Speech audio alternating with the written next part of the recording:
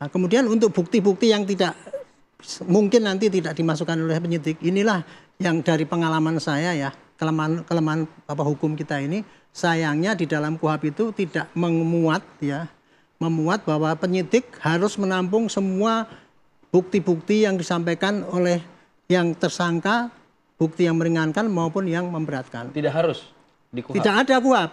Aturan itu tidak ada. Nah, di sini kalau pengamatan saya, di sini letak sehingga menimbulkan masyarakat itu jadi curiga terus kepada polisi kan gitu. Kalau memang mau perbaikan sistem hukum, kalau menurut saya ini harus diperbaiki. Ada kewajiban pada penyidik itu menyampaikan semua saksi yang ada. Jadi dia nggak boleh pilih kasih supaya tidak berkeadilan. Saya kira itu jalannya. Terakhir saya ingin menyampaikan pada penyidik ya.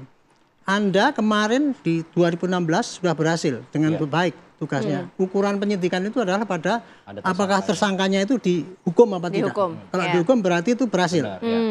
Dan kemudian digugat-gugat dan sebagainya apa tidak. Ternyata dulu kan tidak ada gugatan, tidak ada sangkaan dan sebagainya. Berarti dia sudah betul. Jaksa pun sudah betul juga.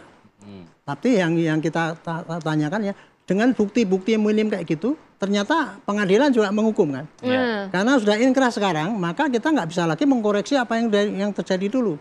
Satu-satunya jalur hukum adalah PK untuk itu.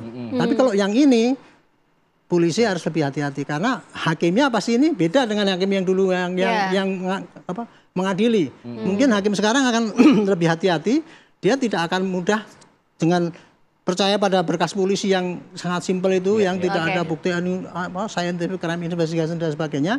Makanya polisi sekarang harus serius ini, melengkapi dengan bukti keterangan saksi dan data-data yang lain yang mendukung itu sehingga nanti bisa diadu di pengadilan dan itu fair nanti gitu. Kira-kira gitu. Baik. Kalau dari Bang Asmi segi hukumnya seperti apa? Ini kan DPO baru akhirnya ditangkap dan juga akhirnya dilakukan rekonstruksi untuk si Peggy ini kan, bagaimana untuk mengetahui perannya. Tapi apakah rekonstruksi ini juga berkaitan dengan yang sebelum-sebelumnya atau seperti apa? Tapi nanti dijawabnya ya Bang ya. Usai jeda ya. Kita harus iklan dulu. Siap. Usai jeda kami segera kembali. Ya, kita lanjutkan dialog. Saya ingin ke Bang Asmi untuk melihat bagaimana kejanggalan-kejanggalan itu akan seperti apa. Karena kan ini kan berdasarkan pengakuan ini ada fakta baru, ada temuan baru, ada kesaksian baru dan lain sebagainya gitu. Sebenarnya sangat mudah. Hukum acara pidana itu adalah hukum yang dalam keadaan bergerak. Jadi pintu masuknya, gerbang pertamanya itu adalah polisi, dalam hal ini penyelidikan dan penyidikan.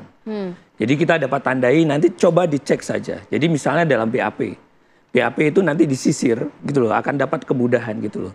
Tandain apakah ada hak kontrol dari penasihat hukum secara ini adalah ancaman yang di atas 5 tahun, apalagi pembunuhan berencana, ada lagi 2 anak.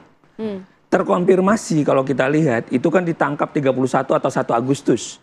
Terus ada 2 tanggal 2 September di hari itu 2 September tersebut ada surat kuasa. Siapa yang ketemu?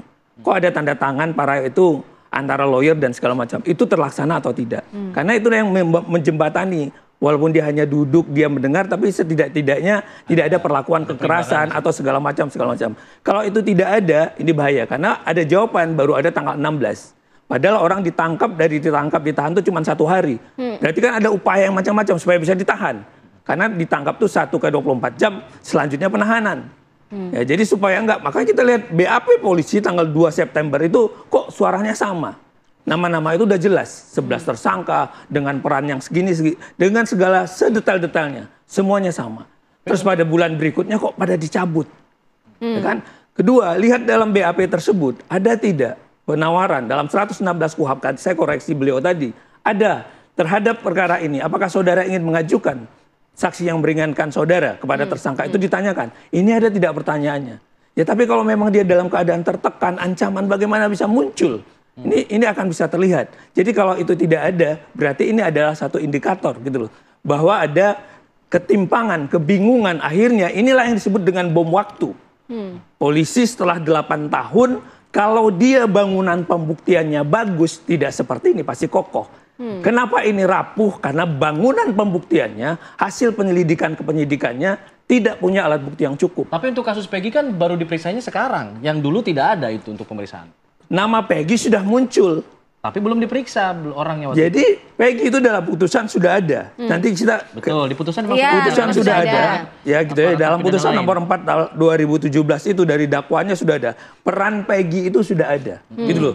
Peran yang ngapain, naik motor, goncengan, melakukan penusukan atau melakukan Yeah. pemukulan dan seterusnya. Berarti subjek hukum itu kan ada. Jelas.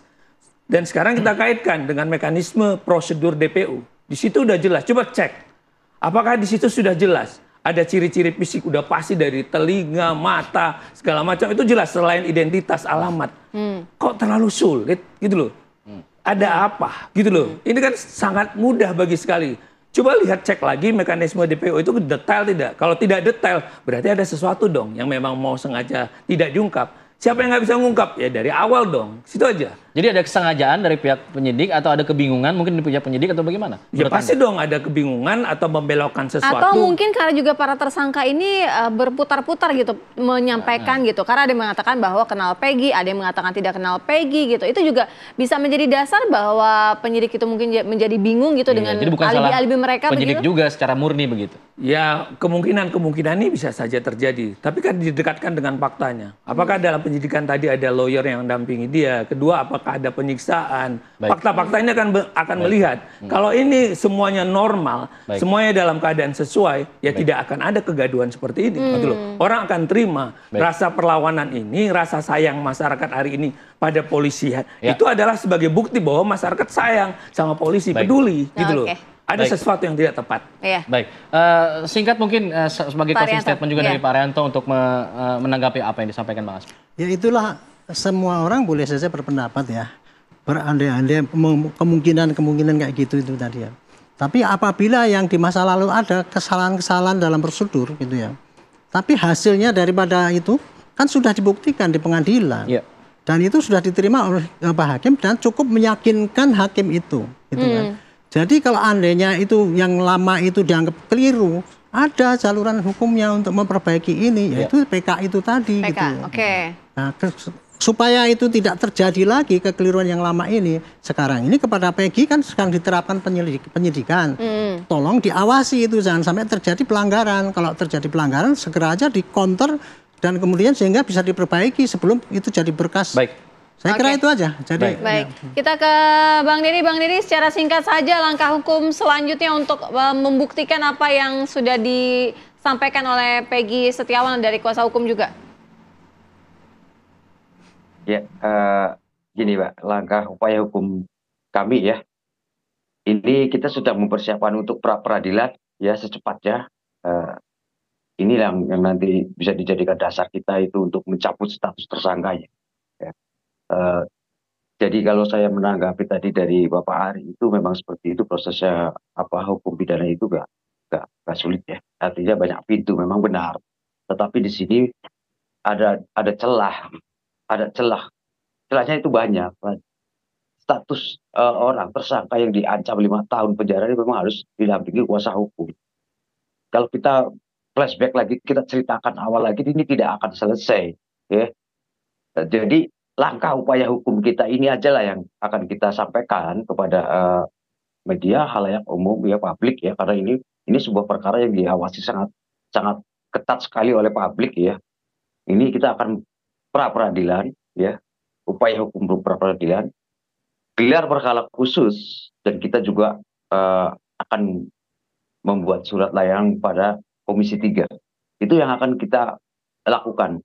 Terkait ada upaya-upaya hukum lain nanti itu kita sampaikan apa yang bisa meringankan dan membebaskan Peggy yang walaupun di situ sudah menjadi DPO dan sudah dibahas di dalam pengadilan, itu kan DPO harus ada ciri-ciri yang konkret gitu, yang detail. Tapi ini Peggy-nya Peggy siapa?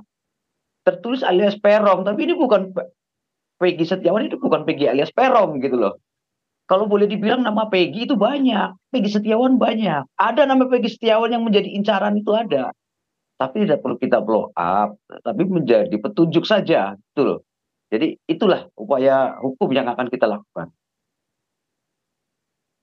Bergabung bersama kami, Pak Haryanto terima kasih, Bang Asmi juga terima kasih. Kita juga nanti akan membahas mengenai Hari Lahir Pancasila. Iya, kita akan nanti kembali memantau bagaimana jalannya upacara Hari Lahir Pancasila di Dumai yang dihadiri oleh Presiden Joko Widodo. Usai jeda akan kembali.